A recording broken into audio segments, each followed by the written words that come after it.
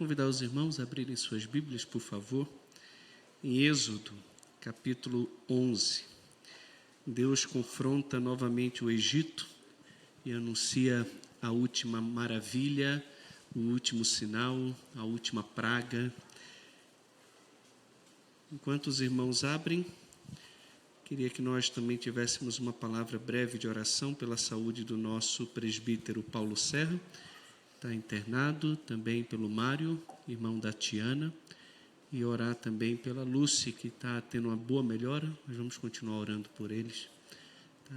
Vamos orar? Pai, obrigado pelo privilégio que temos de estarmos reunidos aqui em culto ao Senhor. Obrigado pelo privilégio que já tivemos também de louvar o Teu nome, de orar pelos aniversariantes da semana.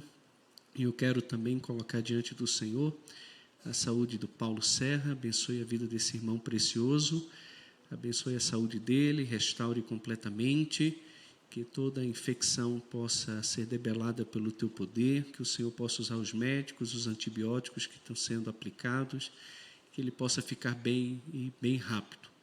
Também peço ao Senhor, ó Deus, pela vida do Mário, irmão da Tiana, que o Senhor seja com ele ali no hospital, faça a Tua vontade na vida dele. Meu maior desejo, a minha oração constante, não é só pela cura, mas para que o Senhor se revele a ele e ele possa confessar Jesus como Salvador da sua vida. Também peço pela Lúcia, obrigado pela melhora que ela está tendo. Temos orado ao Senhor, clamado pela saúde dela e também para que em breve ela possa estar no colo da sua mãe, do seu pai, e enchendo ainda mais a casa deles de alegria. Então, que o Senhor dê a eles e a nós essa bênção de ver a Lúcia na sua casa. Também, Senhor, quero pedir pela nossa igreja, como o irmão Márcio falou, tantas atividades se aproximando, que a bênção do Senhor esteja sobre nós. É assim que eu oro, pedindo que o Senhor também fale agora ao nosso coração, por intermédio da Tua palavra. No nome de Jesus. Amém. Êxodo 11, de 1 a 10. Diz assim a palavra do Senhor. Disse o Senhor a Moisés: ainda mais uma praga trarei sobre Faraó e sobre o Egito, então vos deixará ir daqui. Quando vos deixará ir, é certo que vos expulsará totalmente. Fala agora aos ouvidos do povo que todo homem peça ao seu vizinho e toda mulher à sua vizinha objetos de prata e de ouro. E o Senhor fez que o seu povo encontrasse favor da parte dos egípcios. Também o homem Moisés era muito famoso na terra do Egito, aos olhos dos oficiais de Faraó e aos olhos do povo. Moisés disse: assim diz o Senhor, cerca da meia-noite passarei pelo meio do Egito, e todo primogênito na terra do Egito morrerá, desde o primogênito de Faraó que se assenta no seu trono, até o primogênito da serva que está junto a Mó, e todo o primogênito dos animais. Haverá grande clamor em toda a terra do Egito, qual nunca houve, nem haverá jamais. Porém, contra nenhum dos filhos de Israel, desde os homens até os animais, nem ainda um cão rosnará, para que saibais que o Senhor fez distinção entre os egípcios e os israelitas. Então todos estes teus oficiais descerão a mim, e se inclinarão perante mim, dizendo: sai tu e todo o povo que te segue. E depois disto sairei. E ardendo em ira, se retirou da presença de Faraó.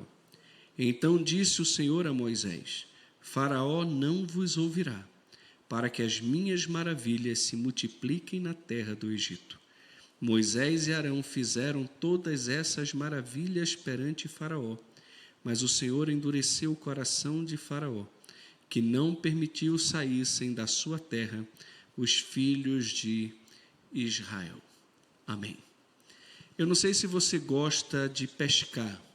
Eu gosto de pescar, apesar de pescar poucas vezes. O peixe maior que eu peguei devia ter no máximo, 1,5 kg, 2 quilos. Você já viu por aí que eu não sou pescador profissional, né? Não tem mentira aqui. Tem gente que gosta de pescar e paga caro para pescar.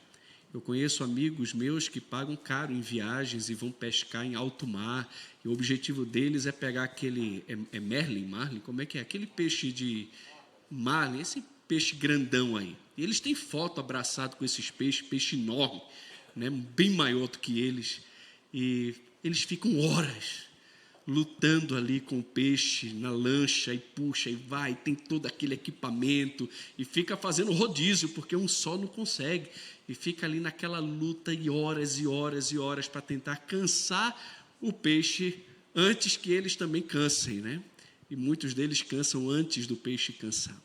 A gente vê que Deus estava zombando dos egípcios, foi o que a gente leu no domingo passado, na pregação aqui em Êxodo 10, diz que os israelitas deveriam contar aos seus filhos como zombei dos egípcios e quantos prodígios fiz no meio deles.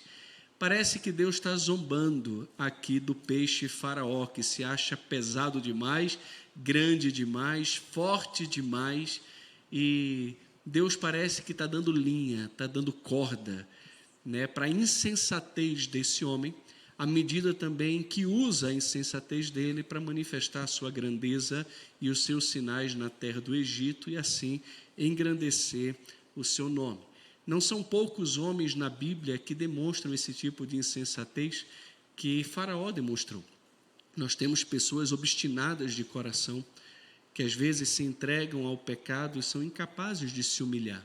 Sansão é um bom exemplo desse homem insensato, que mesmo tendo tido um nascimento milagroso, tendo tido uma criação piedosa, tendo sido criado por sua mãe como nazireu desde o ventre, tendo sido orientado por conselhos sábios por parte do seu pai, por ter sido escolhido por Deus como juiz de Israel, recebido unção do Senhor de força para destruir os inimigos, era um homem que Deus ouvia a oração, mas esse homem foi abrindo concessões, foi fazendo concessões com o pecado, e o coração dele foi aos poucos se endurecendo cada vez mais.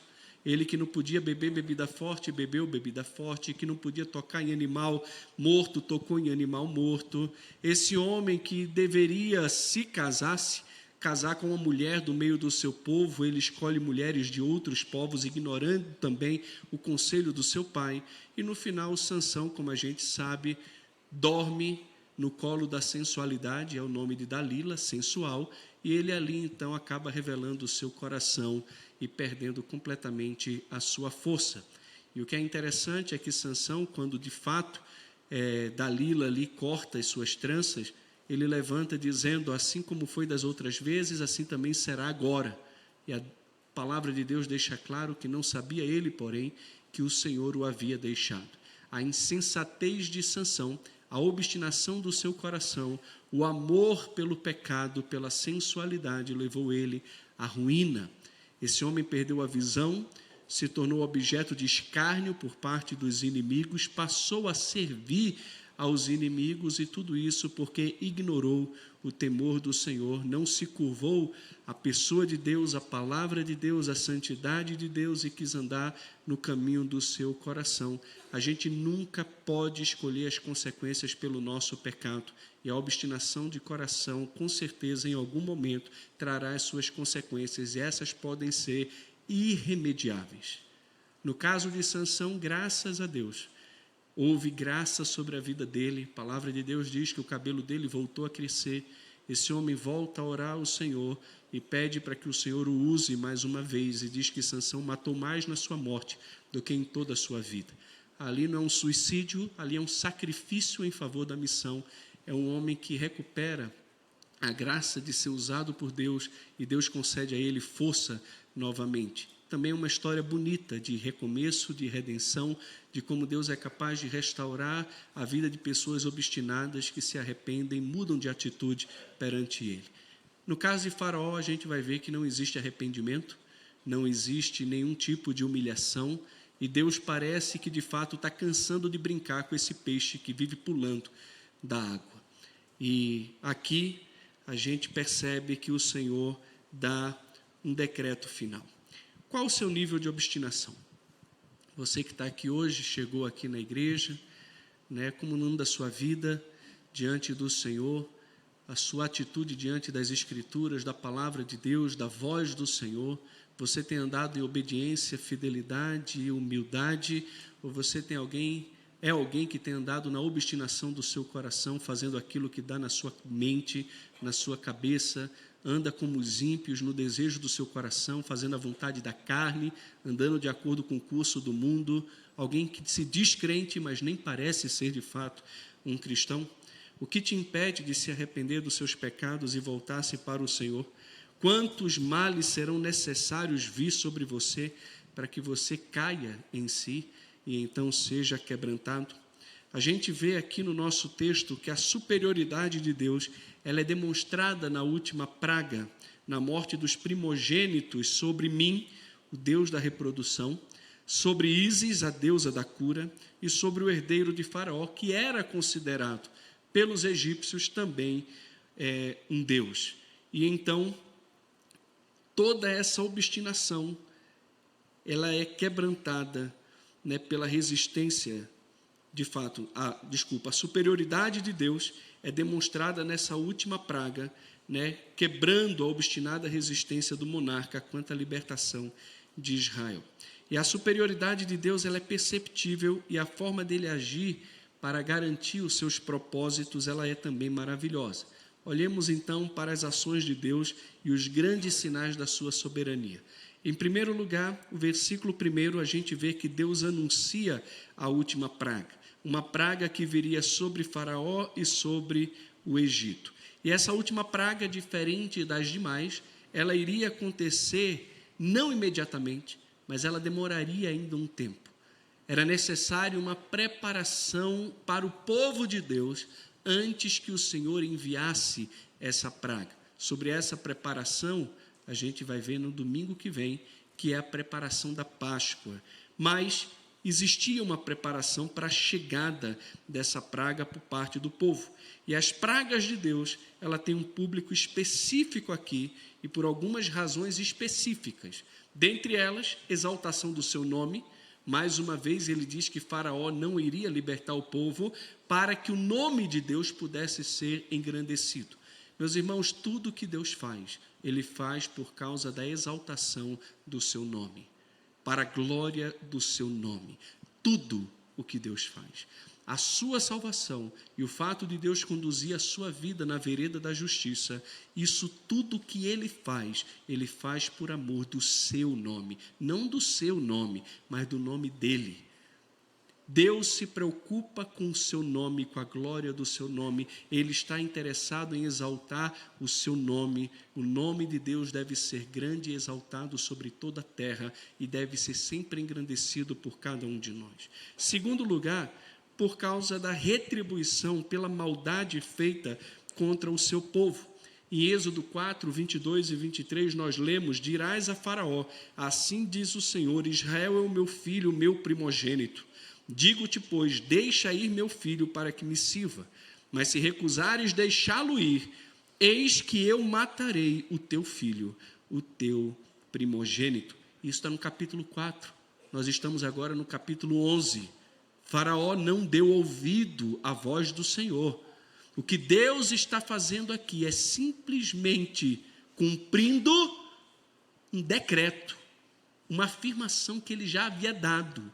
Ele não é aquele pai insensato que diz para o filho, ou você fica quieto ou você vai ser disciplinado. O menino não fica quieto e não é disciplinado.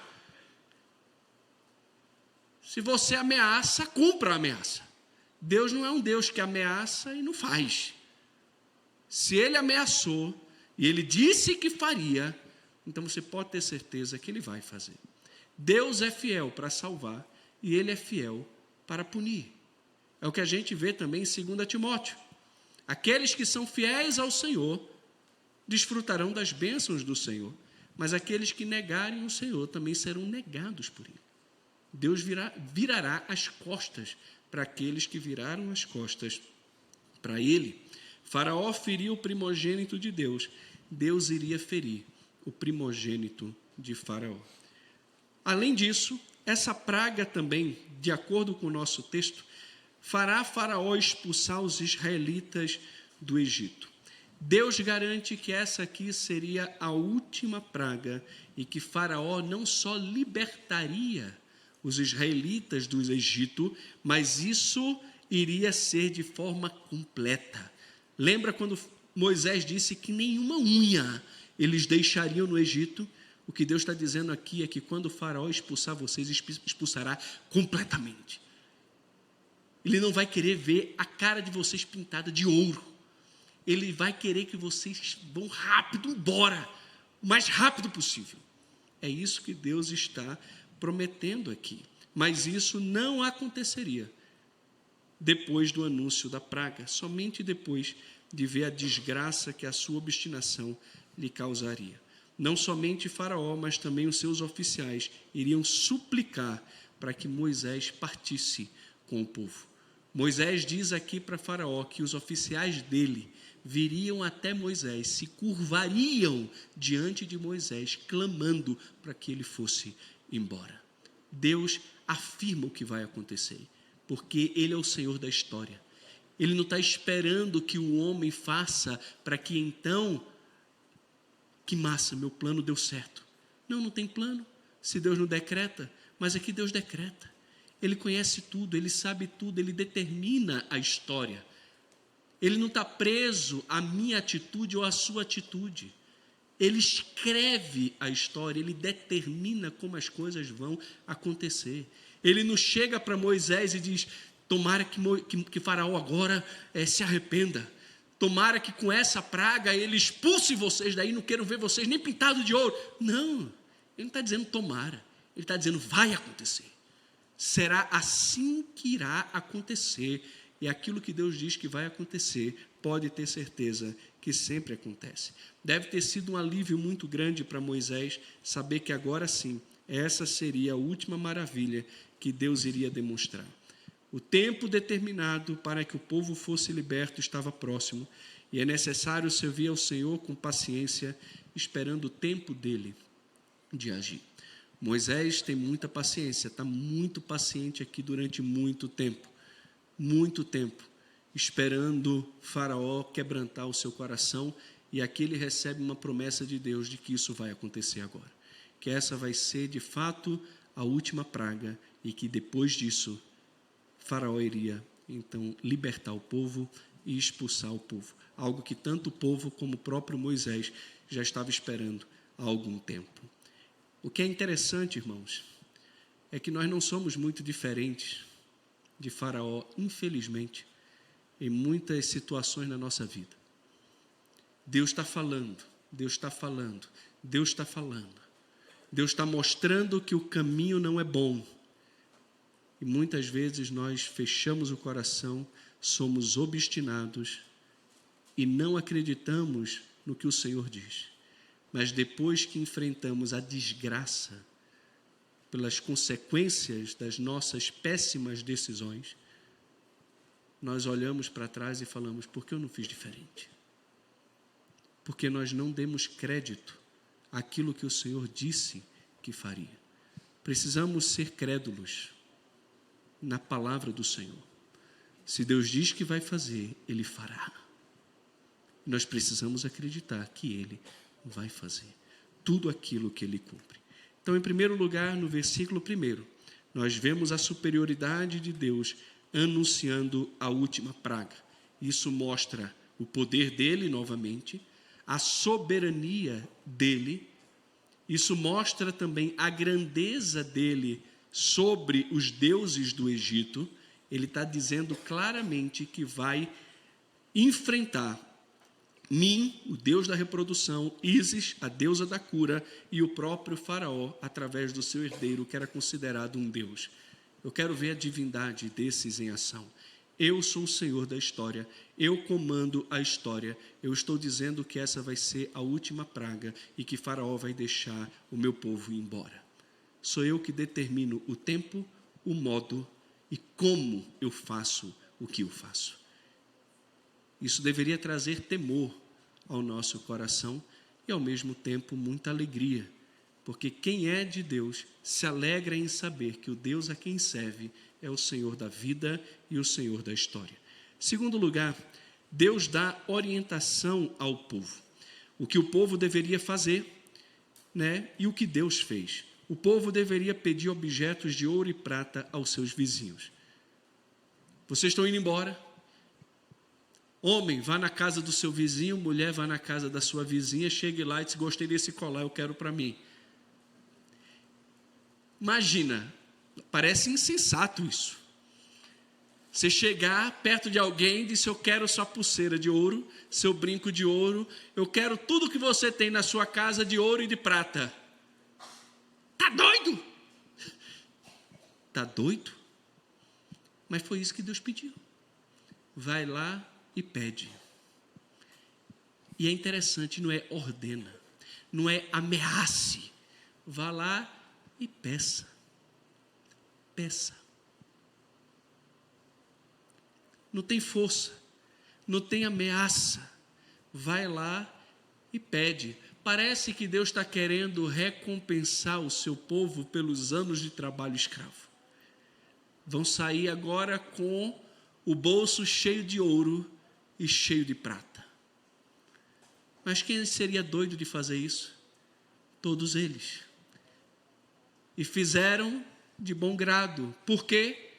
Porque o Senhor que manda fazer é o mesmo Senhor que faz com que o povo encontre favor aos olhos dos egípcios. É o Senhor que concede o favor. E é sempre o Senhor que age no coração das pessoas para cumprir aquilo que Ele espera que se faça. Por isso, irmãos, a obra de Deus não é feita com poder do homem, mas pelo poder de Deus. Às vezes o Senhor nos pede coisas que parecem insensatas aos nossos olhos, ou impossíveis de acontecer aos nossos olhos, mas se torna completamente razoável e possível, porque é Ele que está pedindo. E se é Ele que está pedindo, nós podemos esperar que coisas maravilhosas aconteçam. Aquele que tem o coração de Faraó na sua mão, também tem o coração de todo o povo. E ele, conforme o seu querer, inclina o coração dos homens, como aconteceu aqui no caso dos egípcios. E aqui nós encontramos um detalhe novo na narrativa. O povo e os oficiais de Faraó, diz o nosso texto, tinham grande estima pelos hebreus, que eram escravos. O texto diz que eles tinham grande estima pelos hebreus e por Moisés. E isso, irmãos, depois de todos os danos causados contra o Egito. Talvez seja exatamente por causa disso que eles passaram a admirar o povo, porque souberam e perceberam que esse povo era um povo especial, um povo de Deus, por quem Deus lutava a seu favor. Nós encontramos também nesses versículos uma distância psicológica enorme entre o sentimento do povo e o sentimento do líder, Faraó. Hamilton, ele diz que a posição de Moisés na comunidade egípcia é comparável à de Mordecai na comunidade persa. Mordecai era preeminente no palácio e sua reputação se espalhou pelas províncias e ele se tornou mais e mais poderoso. Esther 9:4. E as palavras preeminente e poderoso são ambas gadol, a mesma palavra usada aqui para Moisés em Êxodo 11:3. Um homem grande e importante. Um homem que fugiu do Egito, que volta 40 anos depois, como um pastor de ovelha, não com espada, ouro, mas apenas com um cajado na mão, e chega para o homem mais poderoso do mundo da época e diz: assim diz o Senhor, deixa ir o meu povo para que me adore. E esse homem olha para aquele homem e não faz caso dele. Como poderia Faraó se curvar ou obedecer à voz de um pastor, um homem simples, humilde, com um cajado na mão, enquanto ele tem todo o exército, carros de guerra, o maior império da época? É claro que não iria se submeter. Mas aos poucos, os oficiais de Faraó e todo o Egito percebe que não está ali um homem sozinho. Existe por trás desse homem um Deus vivo e poderoso, um Deus verdadeiro, um Deus poderoso nas batalhas, um Deus que fala e as coisas acontecem, um Deus que humilha os ídolos dos homens e a soberba dos poderosos deste mundo. Moisés nunca esteve só, como você também nunca esteve só, e você não está só. Existe o Rei dos Reis, o Senhor dos Exércitos, o Senhor do Universo, aquele que tem toda a autoridade no céu e na terra. É Ele que está à sua frente, às suas costas, do seu lado.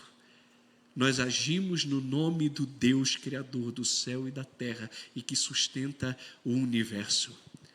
O povo de Deus deveria ter a estima, o respeito dos homens do mundo, por causa daquilo que Deus é na vida deles e por aquilo que Deus faz através da vida deles. Se por um lado os hebreus e Moisés eram estimados pelo povo e pelos oficiais, não podemos dizer a mesma coisa em relação a Faraó.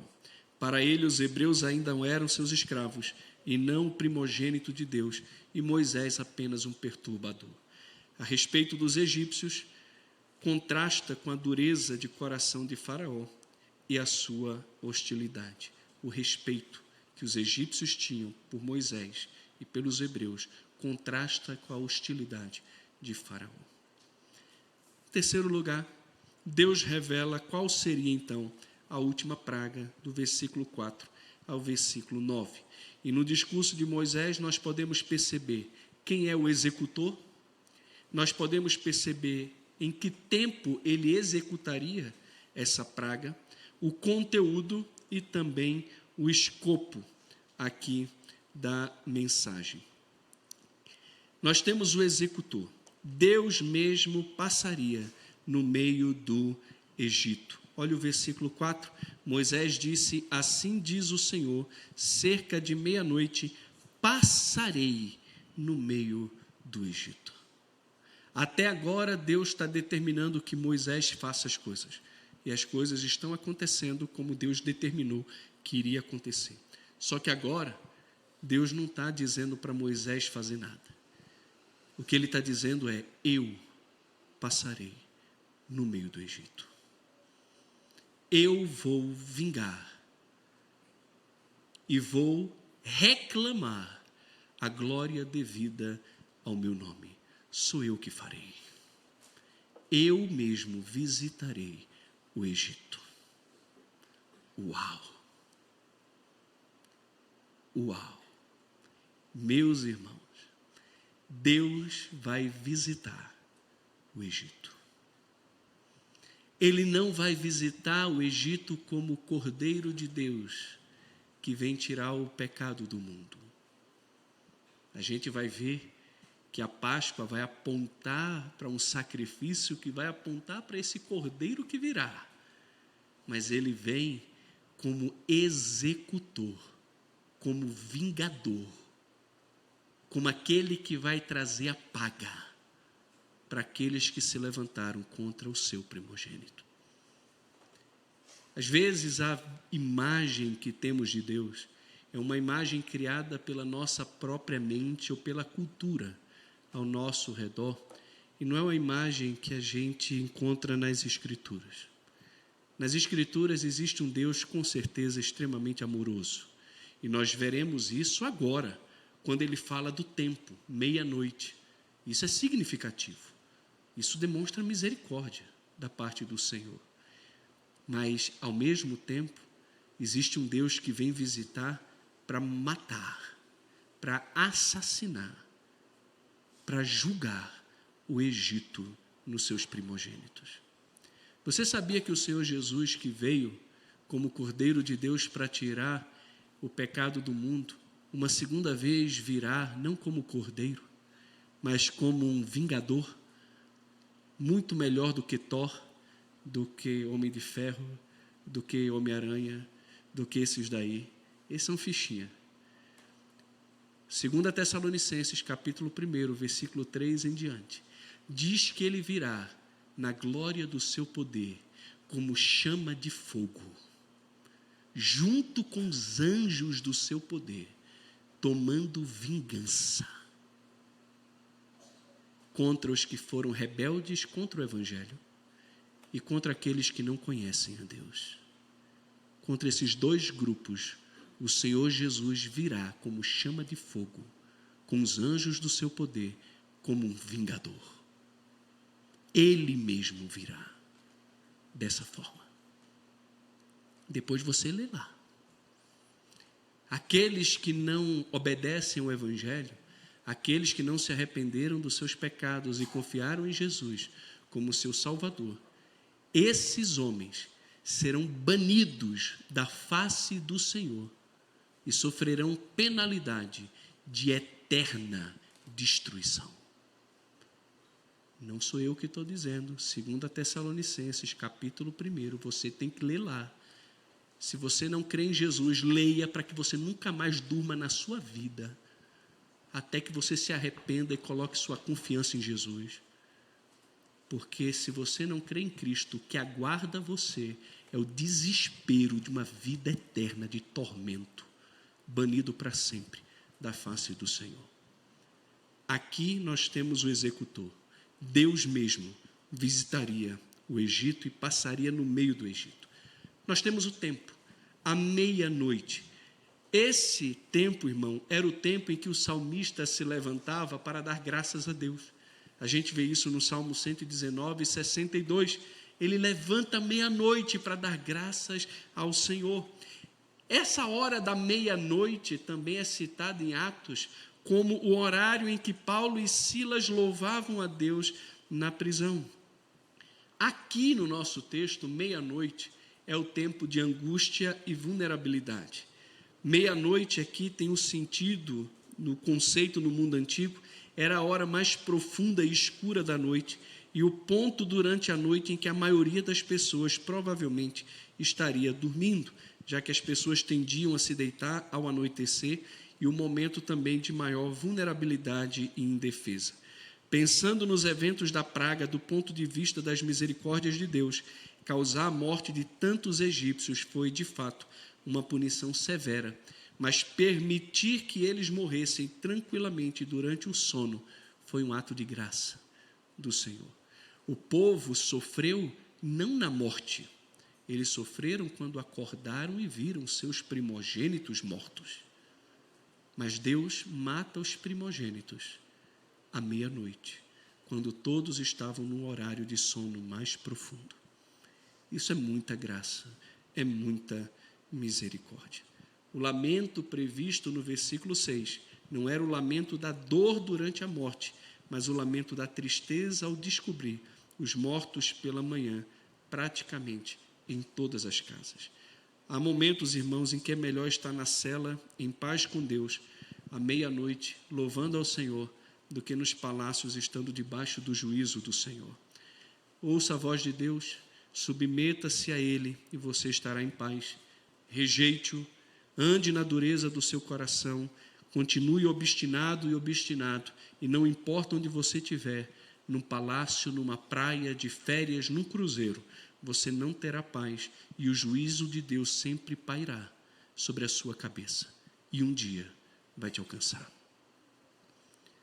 É melhor estar em paz com Deus e ter a certeza de um relacionamento tranquilo com o Senhor do que viver os prazeres transitórios do pecado, mesmo que você esteja no palácio mais chique que possa existir. Nós temos aqui o conteúdo dessa praga. Todo primogênito do Egito morreria. Interessante porque quando Deus fala em Êxodo 4, ele diz que mataria o primogênito de Faraó. Agora o conteúdo da praga diz que todo primogênito do Egito morreria. E então nós temos o escopo, o primogênito de Faraó, o primogênito da serva que está junto à moagem e também o primogênito dos animais. O que Deus pretende fazer nessa 10ª praga, a morte dos primogênitos das famílias do Egito e os seus animais, meus irmãos, sugerem uma carnificina maciça. Milhares morrendo por causa dos pecados do seu rei e dos seus pais. E a gente lembra das Escrituras, em Gálatas, que diz que de Deus não se zomba. As ações dos homens trarão a retribuição do Senhor. Se o desastre econômico, as úlceras e os próprios atos de misericórdia no meio do juízo não foram capazes de fazer Faraó e o povo agir em favor dos hebreus, então Deus traria vingança e iria tirar a vida daqueles que eles tanto amavam. Algumas perguntas surgem naturalmente na nossa mente quando nós lemos essa passagem. Foi justo Deus matar o primogênito das famílias de todo o Egito, quando a essa altura era principalmente o rei egípcio que ainda estava resistindo às exigências de Deus em favor de Israel? Outra maneira de formular essa pergunta seria: por que não matar o faraó em vez do seu primogênito e todos os outros primogênitos, punindo assim diretamente a pessoa mais culpada pelo pecado contra Deus?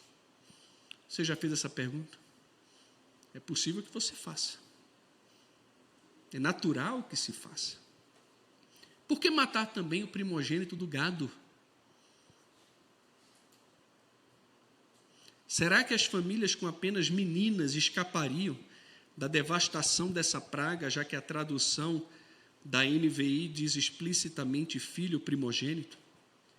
Meus irmãos, Deus faz muitas coisas que permanecem além da compreensão humana, porque o meu intelecto e o seu intelecto é muito limitado para tentar compreender tudo aquilo que Deus faz e apreciar toda a complexidade do plano eterno geral de Deus para o universo e também para cada indivíduo nesse universo.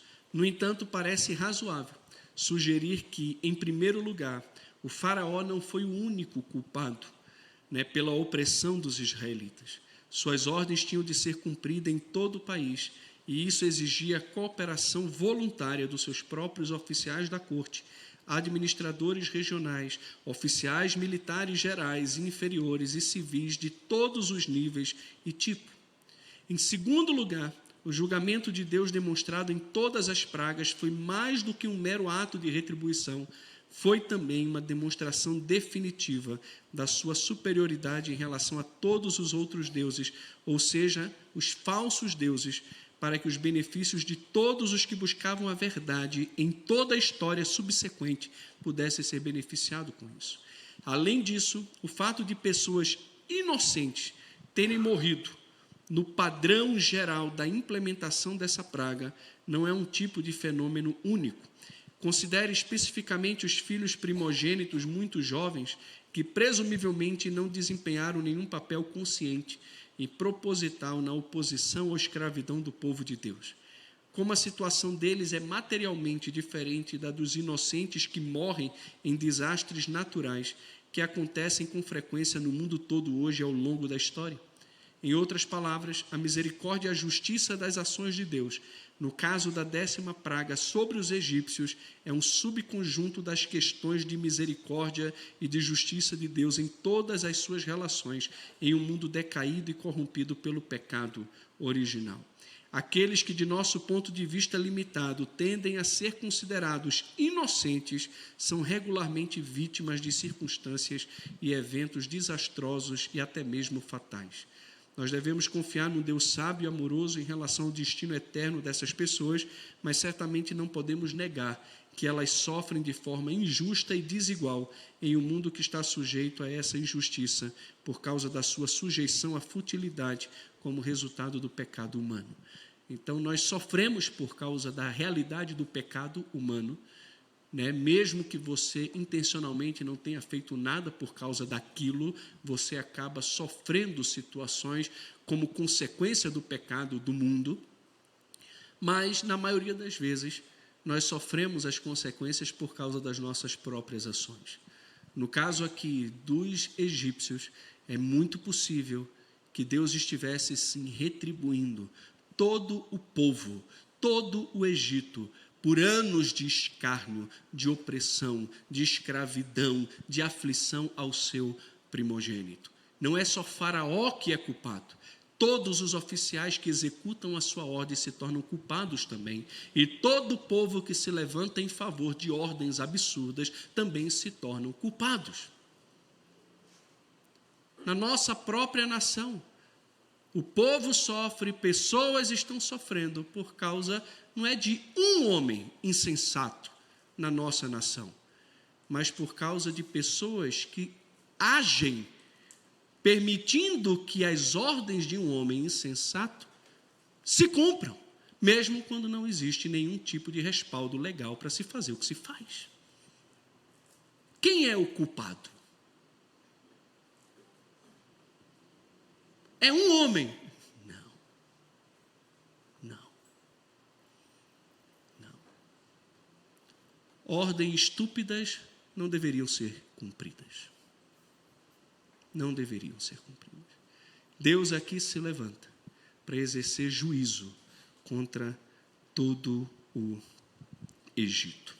A pergunta por que a praga deveria também envolver a morte dos primogênitos do gado e dos seres humanos encontra sua resposta também no fato de que na maior parte da história humana houve sempre uma relação simbiótica entre o gado e os seres humanos e, portanto, o gado ele compartilhava também a ordem da criação do sexto dia como os seres humanos e era profundamente apreciado nos tempos antigos.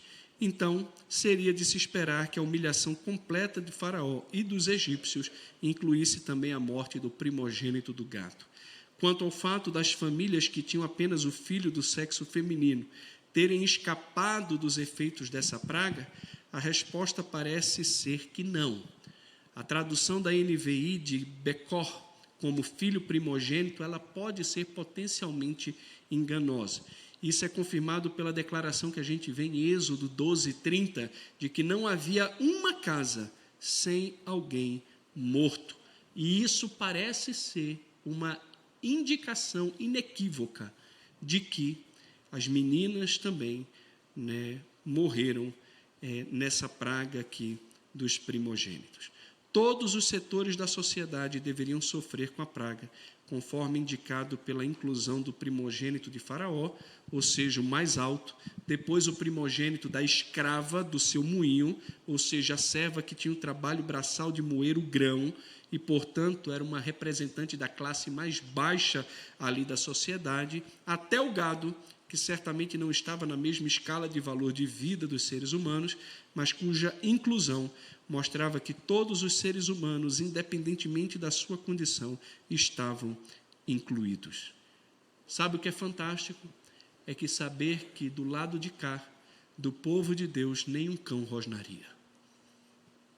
Nada iria acontecer com o povo de Deus, para que todos entendessem que Deus faz distinção entre o povo dele e aquele que não é o seu povo. Ainda hoje, existe essa clara distinção no tratamento de Deus com aqueles que são seus e aqueles que não são seus. Você pode achar que Deus trata você da mesma forma que trata alguém incrédulo lá fora. De vez em quando eu ouço alguém dizer, a pessoa é tão legal, a única coisa é que ela não é crente. Só isso? Só isso, você não entendeu a distinção entre quem crê em Deus e quem não crê. Não entendeu ainda. Quem não crê em Deus está morto nos seus delitos e pecados. Quem crê em Deus recebeu vida juntamente com Cristo. Quem não crê em Deus está sepultado e condenado à morte.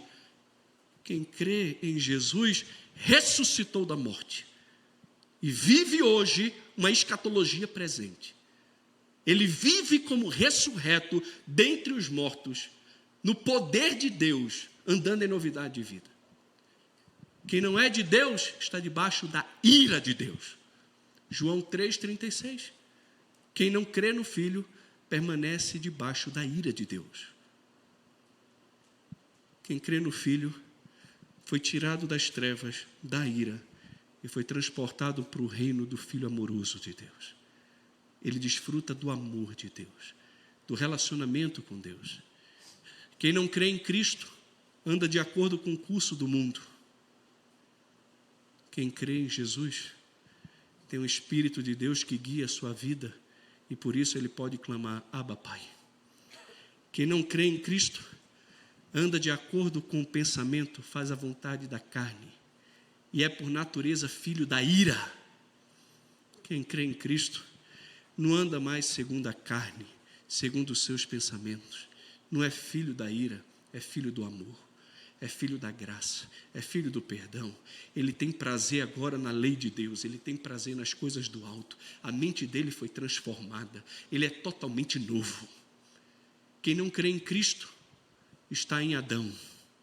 Tem Adão como seu representante, como seu cabeça, e por isso está morto. Quem está em Cristo está no último Adão. Cristo é o cabeça da igreja, é o representante federal da igreja. Nós estamos em Cristo, Cristo está em nós. Nós temos vida por causa de Cristo. Quem está ali está debaixo do juízo. Quem está aqui não entra em juízo, mas passou da morte para a vida.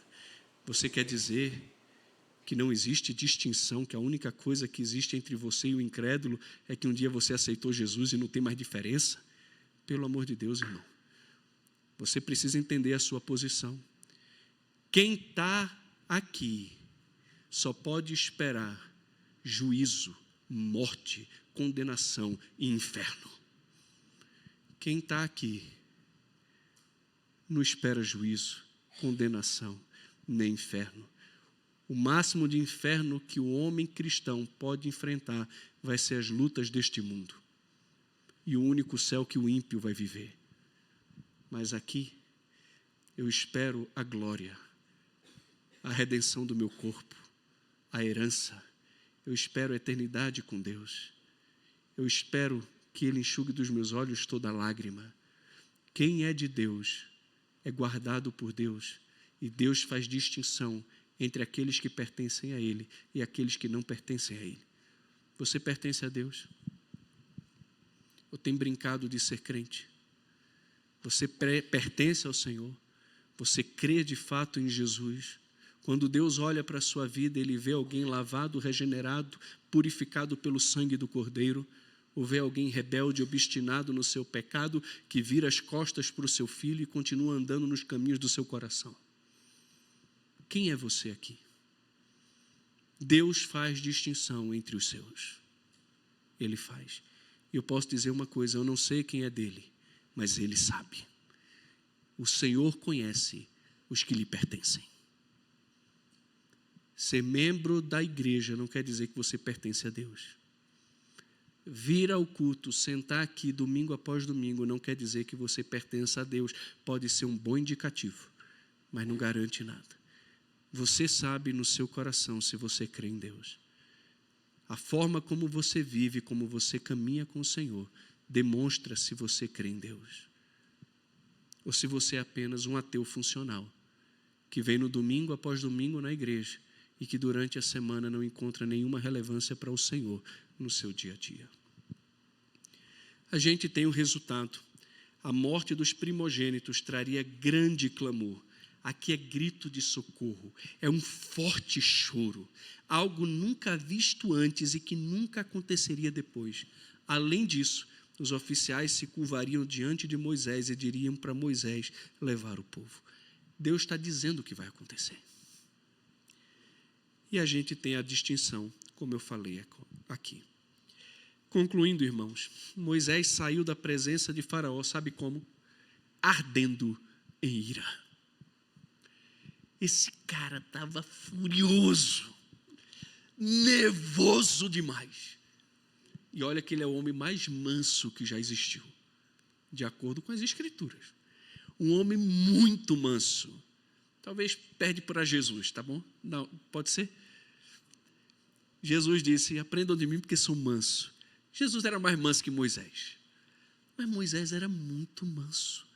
A Bíblia vai dizer que era o homem mais manso da terra. E esse cara manso sai ardendo em ira, furioso da presença de Faraó. A gente não sabe o que aconteceu, porque o capítulo 10 termina, Faraó dizendo, se você olhar na minha cara, eu mato você. Aí Moisés diz, tu não vai ver mais. E a gente não sabe o que acontece. Matthew Henry entende que antes antes de Moisés sair, Deus traz uma revelação para ele ali na hora, falando da 10ª praga. Pode ser. Mas como ficaria então ele dar anúncio para os israelitas pedir as coisas ali? Seria algo que aconteceu depois? Ou, naquele momento ali tempestuoso, falaram coisa que depois não cumpriu? A gente às vezes é assim, né? A gente fala um negócio e de repente faz o que a gente prometeu que não faria. Não sei. Mas o fato é que Moisés está na presença de Faraó e fala com Faraó, e agora é que ele sai também da presença de Faraó e sai furioso, sai bufando, né?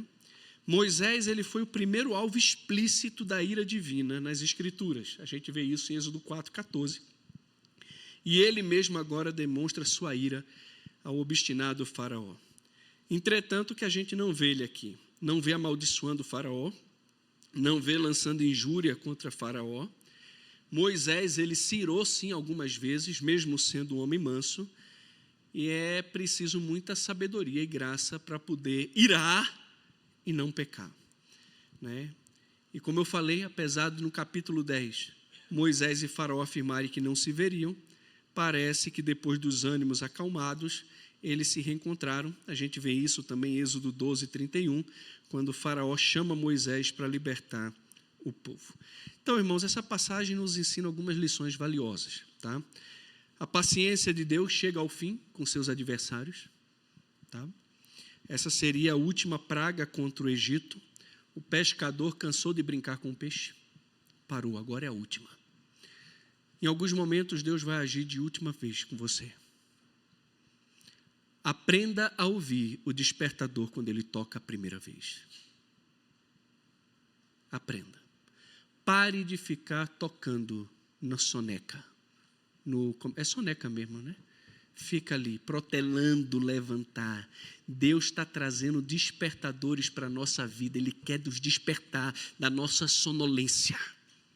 E às vezes a gente diz, só mais um pouquinho. Só mais um pouquinho. Só mais um pouquinho. Esse mais um pouquinho pode custar muito para você. Segunda lição. O pecado traz consequências terríveis não só para aquele que comete o pecado, mas também para os que estão à sua volta.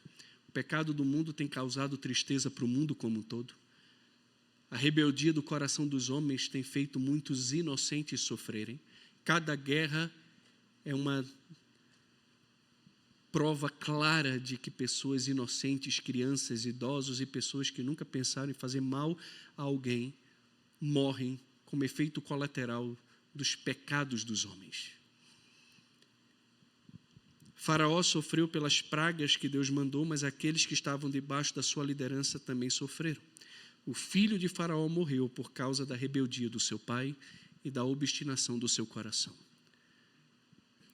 Se arrependa antes que o castigo de Deus alcance não só a sua vida, mas também faça sofrer aqueles que você ama e que está à sua volta.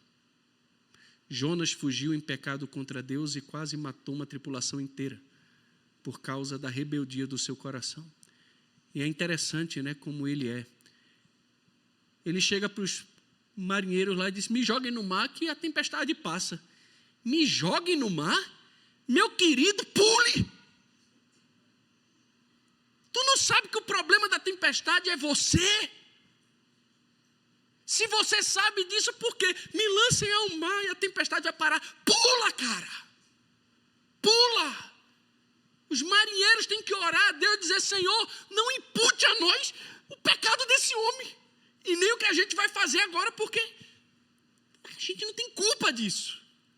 E pegam Jonas e lançam. O cara é incapaz de pular. Verdade, ele se sacrifica, ele diz o que tem que ser feito, mas não podia ter pulado.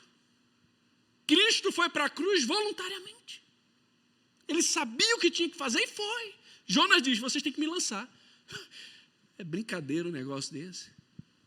E tem gente que está assim, preso no pecado, preso no pecado, preso no pecado, e não pula, não sai, não está vendo que está colocando em risco a vida da família, está jogando bet. É uma apostinha pequenininha. Essa apostinha pequenininha pode custar a educação do teu filho, a saúde da tua casa, a comida do teu lar.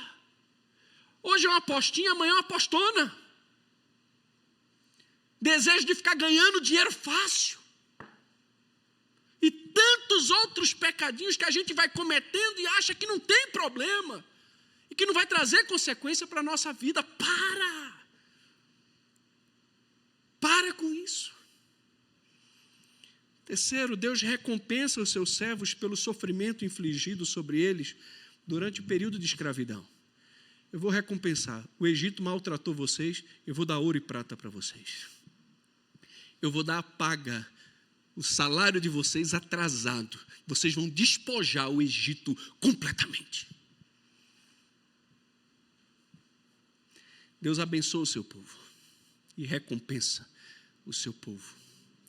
Quarto, Deus controla não só o coração de Faraó, mas também dos egípcios. E isso mostra como devemos confiar no Senhor e na ação dele sobre os corações dos homens. Não é por força, nem pelo poder do homem, mas é pelo Espírito de Deus. Confia no Senhor. Para de ficar impaciente querendo que as coisas aconteçam do teu jeito, da tua forma. Precisamos começar a depender mais do Espírito de Deus para que Ele faça o que Ele pode fazer. Se o coração do rei está na mão do Senhor, o coração de todos os homens também está na mão dele. Descansa, ora, confia, entrega. Quinto, Moisés, um homem manso, saiu ardendo em ira diante do obstinado Faraó. A indiferença não faz parte do coração de um líder. Existe espaço, sim, para a ira justa diante de Deus. Quando o pecado de uma pessoa contra Deus, além de ofender a santidade de Deus, também coloca em risco a vida de pessoas inocentes, isso deveria gerar indignação no coração de um servo e de uma serva de Deus. Quando alguém se levanta, por exemplo, para apoiar o assassinato de crianças ainda no ventre, se isso não traz algum tipo de indignação no teu coração, você tem algum problema sério, meu irmão. Tem algum problema sério. Eu acho que o nosso coração ele foi ficando cauterizado por causa de tanto filme de violência que a gente vê. Ontem eu fui ver o Gladiador. É sangue que não acaba mais. É cabeça que cai. Olha, a gente vai vendo essas cenas. Eu acho que o nosso coração vai ficando um pouco cauterizado com a violência, com aquilo que deveria assustar. E não assusta mais. A gente vê a maldade na sua maior perversão diante dos nossos olhos. E isso parece que não causa nenhum tipo de revolta. Nós precisamos sim ter um coração que ama o Senhor, a sua palavra, e que se fica indignado diante da maldade e daqueles que se levantam contra o Senhor. Temos tantas lições que poderíamos ainda tirar daqui. Reflita, pense na mensagem, tire aplicações para a sua vida, mas não se esqueça. Existe um Deus soberano que controla a história e que um dia vai dar basta, vai dizer basta ao pecado dos homens e àquilo que os homens estão fazendo. É melhor, irmãos, muito melhor, estar como Paulo e Silas, servindo a Jesus, salvos pela graça, louvando ao Senhor à meia-noite na prisão, do que estar num palácio, desfrutando do conforto do palácio e debaixo da ira de Deus. Saia dessa situação de inimigo de Deus para amigo de Deus, de não povo de Deus para povo de Deus, por meio da fé em Jesus Cristo. Deus amou o mundo e deu o seu Filho, para que todo aquele que nele crê não morra eternamente, mas tenha vida eterna. Porque Jesus ele veio ao mundo não para julgar o mundo, ele veio para salvar o mundo. Todo aquele que nele crê não é julgado, mas todo aquele que nele não crê já está condenado, porquanto não crê no nome do único Filho de Deus. Você é alguém salvo ou alguém que está debaixo de condenação e julgamento? Saia dessa posição, se torne um filho de Deus e desfrute da paz que somente o Senhor pode dar. Deixa eu orar com vocês. Quero convidá-los a ficar em pé, por gentileza. Se tem alguém nos visitando, seja muito bem-vindo. Alegria para nós ter cada um de vocês conosco. Não saia sem pegar ali uma lembrancinha da igreja, tá bom? Temos um devocionário, um voucher para você comer aqui na nossa cantina. E no final da oração, se alguém quiser alguma oração os presbíteros vão estar aqui na frente para orar por você também. Pai, obrigado mais uma vez por tua bondade conosco, pela tua fidelidade, obrigado porque o Senhor é o nosso Deus, é o nosso Salvador, é o nosso Redentor, é aquele que luta por nós, e é tão bom saber, ó Deus, que o Senhor faz distinção entre aqueles que são teus e aqueles que não são teus. Também, Senhor, é muito bom sempre nos lembrarmos que o Deus amoroso a quem servimos também é o Deus justo que pune o pecado dos homens, ou pune também a obstinação do coração que se recusa a se humilhar, se arrepender e se voltar ao Senhor e à tua palavra.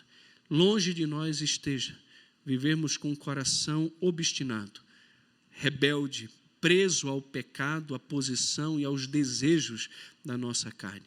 Que possamos ter um desejo ardente e constante de agradar o Senhor e fazer aquilo que é da vontade do Senhor.